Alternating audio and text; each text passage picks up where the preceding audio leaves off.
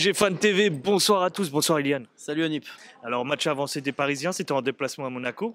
Malgré des faits de match importants qui ont pu déstabiliser nos Parisiens, ils ont su tout de même remporter ce match avec pas mal de panache tout de même.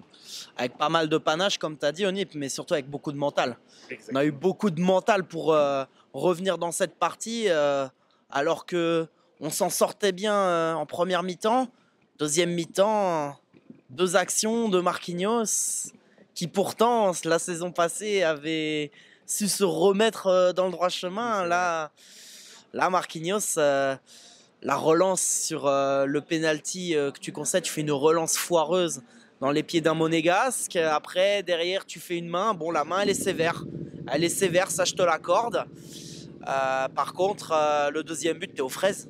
T'es aux fraises totales. Pacho aussi, hein, il s'est fait manger sur le deuxième but. Hein, parce que beaucoup félicité, mais là, sur le deuxième but, c'est pas bon. C'est pas bon, Pacho. Hein. Mais beaucoup de mental pour revenir.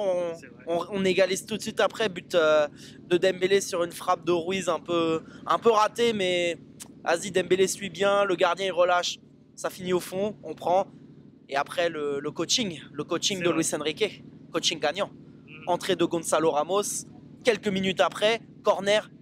But de la tête sur corner. Ça fait combien de temps qu'on n'a pas marqué sur corner? Ça fait au moins un an qu'on n'a pas marqué sur corner. Et après, la dernière action, le football qui parle. Hein. Fabian Ruiz, beaucoup critiqué, qui fait une très très belle passe. Tu vois, quand tu te sors les doigts du cul, chacal. Hein. Dembélé qui enchaîne derrière. Magnifique but. Franchement, rien à dire. Doublé pour Dembouz.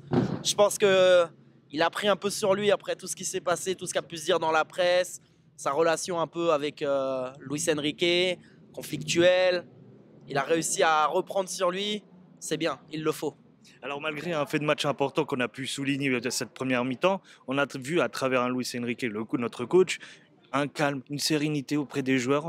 Ils n'ont pas paniqué malgré ce fait de jeu important, ce changement de gardien. On va en parler. Ça a été plutôt une mentalité différente par rapport au passé. Bah pour moi, ouais, parce qu'on a clairement gardé notre calme alors qu'il y avait de quoi péter un plomb quand tu voyais l'arbitrage. Monsieur Le Texier, attends, je vais te le montrer parce que voilà, te le montrer. Donc genre, une action comme ça, pas de carton rouge, pas même de carton jaune, hein, parce que Singjo il prend son jaune il y a quelques minutes avant, tu lui mets pas un deuxième jaune sur une action comme ça, rien du tout, pas de VAR, jouez messieurs, il y a rien. Donnarumma, je veux pas dire, mais à quelques centimètres près, son œil il le laissait sur le terrain de Louis II. Hein. Sa carrière de joueur professionnel, elle aurait pu s'arrêter ce soir. À quelques centimètres près, et avec un arbitre qui prend même pas la bonne décision, qui est même pas capable, qui est même pas foutu de soit faire appel à la VAR, soit de mettre un carton pour une action comme celle-là. Mais vous êtes sérieux les gars, c'est hyper dangereux, jeu dangereux. Ok, il fait pas exprès, mais jeu dangereux, geste non maîtrisé. Donc les gens là qui me disent ouais Paris soi-disant Paris est avantagé, gna gna gna, et Nasser et les arbitres et je sais pas quoi. Déjà on vous a mécra, vous êtes tous originaires des Bouches-du-Rhône, à 95% d'entre vous. Vous dites que votre club dérange de rien du tout, votre club gagnerait depuis 12 ans. Donc fermez-la, celui qui me dit que Paris est avantagé par l'arbitrage en Ligue 1, regardez le match de ce soir, osez me dire que le PSG est avantagé en Ligue 1 après ça. Vous êtes sérieux? La LFP, je vous relance une petite pique. Plutôt que de casser les couilles aux supporters dans les tribunes, à dégainer des interdictions de stade à tout va, à envoyer vos délégués descendre sur la pelouse parce qu'il y a des petites insultes, des petits noms d'oiseaux qui sortent des tribunes. Ouais, ça aussi, hein, je suis obligé d'en parler. Bah, formez les arbitres correctement. L'arbitrage français, une catastrophe. Après, vous vous étonnez pourquoi il n'y a pas des arbitres français dans les grandes compétitions internationales.